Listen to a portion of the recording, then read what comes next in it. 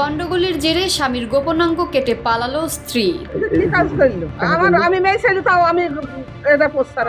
প্রত্যক্ষদর্শীরা জানায়, গত 22 ডিসেম্বর রাতে স্বামী স্ত্রীর মধ্যে কথা কাটাকাটি শুরু হয়। এক পর্যায়ে স্ত্রী নাসরিন আক্তার ক্ষিপ্ত হয়ে স্বামীর গোপনাঙ্গ কেটে দেয়। এ সময় স্বামী ইমাম হোসেনের চিৎকারে বাড়ির মালিক সহ অন্যান্য ভাড়াটিয়ারা এসে ইমাম হোসেনকে উদ্ধার করে মেহেরপুর সদর হাসপাতালে নিয়ে যান। অপরদিকে বিপদ বুঝতে পেরে পালিয়ে যান স্ত্রী নাসরিন। এই যে স্বামী স্ত্রীর ভিতরে একটা জ্ঞান আবার তারা মিল হয়ে যায়, এর মধ্যে যে উই করে ফেলবি এটা তো আমরা ভাবি না। শহরের চক্রপাড়ার ঘটনাটি রীতিমতো তোলপাড় সৃষ্টি করেছে গোটা মেহেরপুর জেলার নারী ও পুরুষের মাঝে। নামাজ পাস করতে পারছে, আমাদের বলতে না চলছে, যেটা গন্ডগোল না ওটা আমরা বুঝতে পারি। যে নারী এ ধরনের নেককারজনক ঘটনাটি ঘটালো তার কঠিন শাস্তির দাবি নারী সমাজের। পুরুষের পৌরুষত্বে এমন কালিমা লেপন নারীদের জন্য রীতিমতো লজ্জার।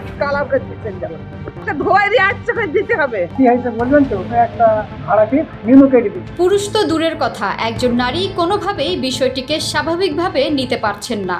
গন্ডগোল হলেও মিলেমিশে থাকার নামই পরিবার। ঝগড়া করে স্বামীর ক্ষতি কোনো ভালো মনের নারী করতে পারে না। স্বামী মরে গেলে পরিবারের কি হবে প্রশ্ন নারী সমাজের। না, ঠিক হয়নি, খুব অন্যায় হয়েছে।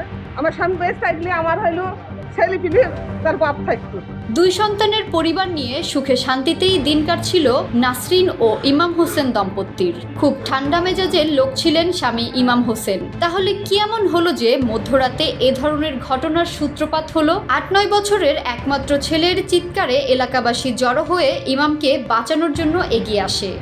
একটা ছোট বাচ্চা ছেলে আছে, এখান থেকে যাচ্ছে, আমার গেট পর্যন্ত কান্দতে কান্দতে আব্বাকে নেই ফেলবে, আব্বাকে নেই ফেলবে, এই এরকম কান্দা কাঁদছে। আমি কি বললাম যে তোর আবার কিছু হয়নি। জীবন বাঁচানো যেখানে ফরজ, সেখানে কে পালিয়ে গেল মুখ্য নয়। অসুস্থ ইমামকে মেডিকেলে নেওয়ার জন্য গাড়িতে ওঠানোর সময় একমাত্র মেয়েকে নিয়ে স্বামীর সম্মতিতে এলাকাবাসীর সামনে দিয়ে পালিয়ে যায় স্ত্রী নাসরিন। আমি তাকে সেভ করতে, তাকে বাঁচাতে, যাই হোক সে চলে গেছে, আগে যাক পরে তাকে চলে গেছে। মহিলা কাটতে মরবে না, মহিলা আমি কি পুলিশ নাকি? সেই মানা করে, সে কোনো মামলা করবে না, স্বামী স্ত্রীর ব্যাপার আটকাতে হবে না, আমি মামলা করবো না। মেডিকেলে নিয়ে দ্রুত সেবা প্রদানে ঝুঁকিমুক্ত ইমাম হোসেনকে দেখতে ও তার খোঁজ নিতে রীতিমতো হুমড়ি খেয়ে পড়েছে এলাকাবাসী। সমগ্র এলাকাবাসীর মনোযোগ যেন ইমামের দিকে। আমি তো ছেলেটাকে হাসপাতাল দেখতে গেলাম, মানুষে হইলো মোবাইল নাম্বার নিচ্ছি।